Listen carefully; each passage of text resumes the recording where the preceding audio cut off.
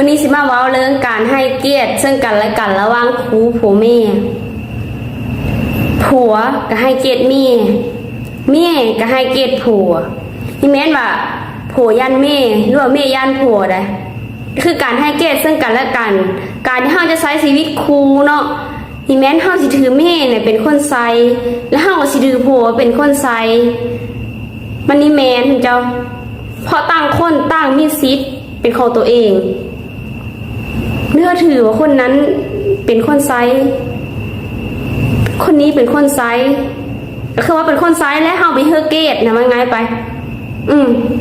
ตัวอย่างถ้าเห็นผัวไปกินเหล้าแล้วเฮาไปด่าผัวในวงเหล้าหั่นนะอันนี้เขาเอิ้นว่าการมีเฮอเกตฉะนั้นก่อนเฮาสิเว้าอีกเด้อเฮาต้องเบิ่งกะละเทศะถึงเฮาจะเยอะหายสำเร็จกับย่าเฮาก็เมื่อเว้ากันอยู่เฮิรนไม่ต้องด่าโผต่อหน้าก็หลายๆคน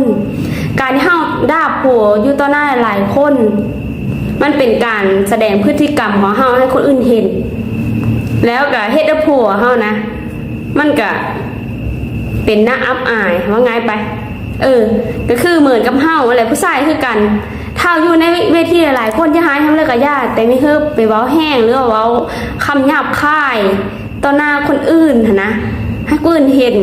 แล้วก็เฮ็ดให้แม่ตัวเองมีปุ่มด้อย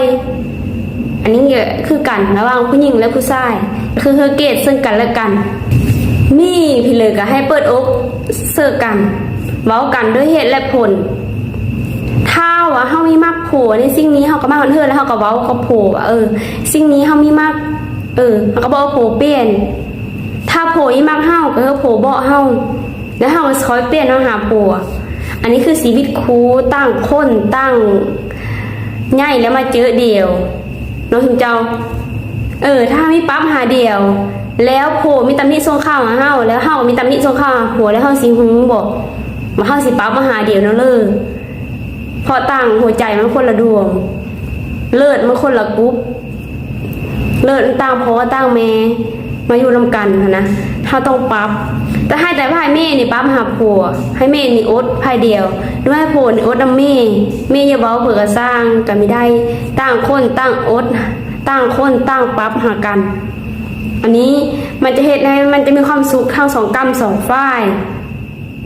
ถ้าว่าเซอร์มีแต่ฝ่ายเดียวปั๊บมีแต่ฝ่ายเดียวเลนมันก็เห็นในไฟแดดภายในมันเมื่อยและเห็นในการใช้ชีวิตคู่ของเขามันก็ยังมีความสุขอันนี้บอกถึงการให้เกียรติซึ่งกันและกันระหว่างคู่ผัวแม่คลิปนี้ก็จบสำนี้